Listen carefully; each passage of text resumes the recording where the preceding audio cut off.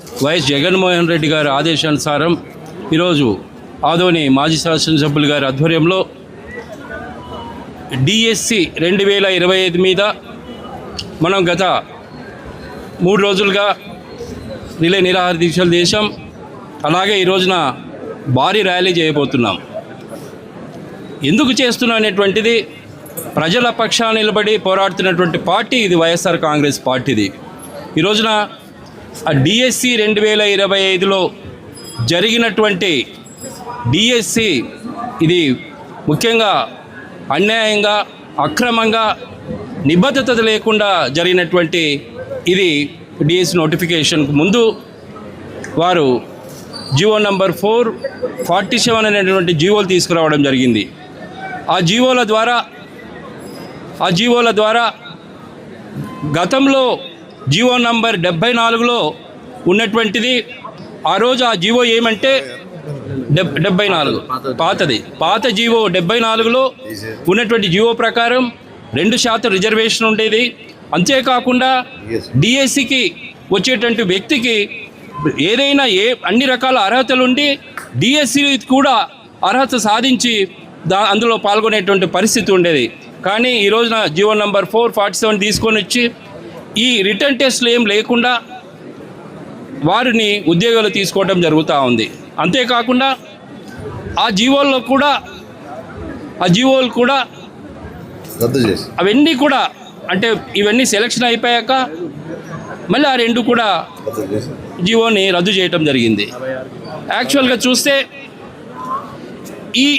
ఇదంతా కూడా ఇక్కడ ఇదేదైతే డిఎస్సి కన్వీనర్ ఉంటారో ఆ కన్వీనర్ని కాకుండా ఎస్సీఆర్టీ అనేటువంటి కమిషనర్ని వేసి వారి పద్ధతిలోనే ఇవన్నీ జరిగినాయి సెలక్షన్స్. అంటే అక్కడ ప్రశ్న పత్రాలు అలాగే అప్లోడింగ్ అంటే డిజిటలైజేషన్ ఇవన్నీ కూడా ప్రైవేట్ ఫరంలో ఉన్నటువంటి ఎంప్లాయీస్ ద్వారా ఇవి చేయించడం జరిగింది.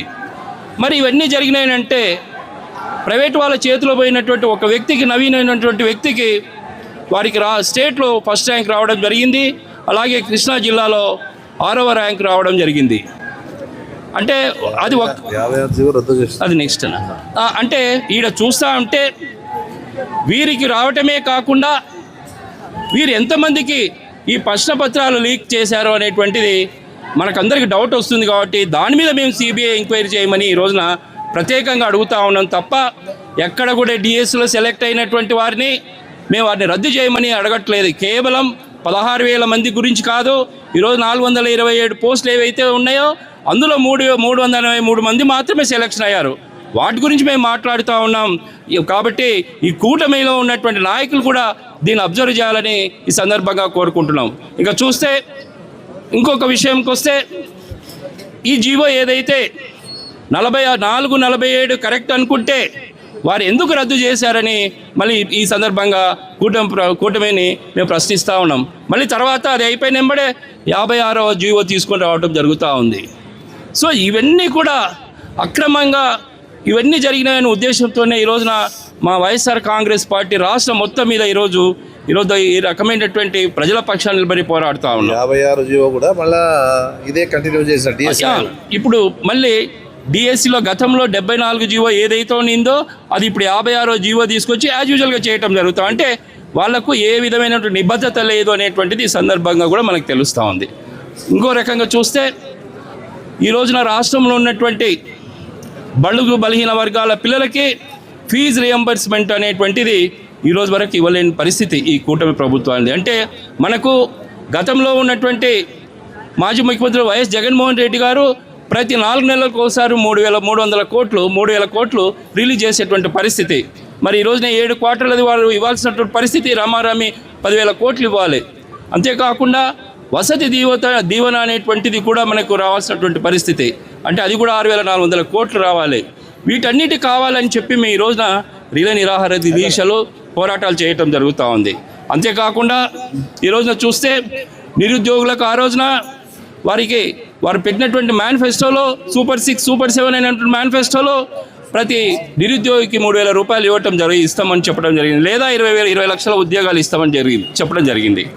మరి మా ప్రభుత్వం గతంలో 1,26,000 ఉద్యోగాలు ఓన్లీ 1 టెస్ట్ ద్వారా నిజాయితీగా నిబద్ధతతో అరోమెంట్ జరిగింది. మరి ఈ రోజున మీరు 16,000 పోస్టులు ఇస్తే ఈరోజు ఇంత రచ్చరచ్చ అవుతుందంటే మీరు చేసినటువంటి అవినీతి ఏ రకంగా ఉందని ప్రజల్లోకి తీసుకువెళ్తా ఉన్నాం. కాబట్టి రాష్ట్రంలో ఉన్నటువంటి ప్రజలందరూ కూడా దీన్ని గమనించి ఈ కూటమి ప్రభుత్వానికి బుద్ధి చెప్పాలని కోరుకుంటూ ఈ అవకాశం ఇచ్చిన నాయకులకు అందరికీ మరొకసారి నా ధన్యవాదాలు.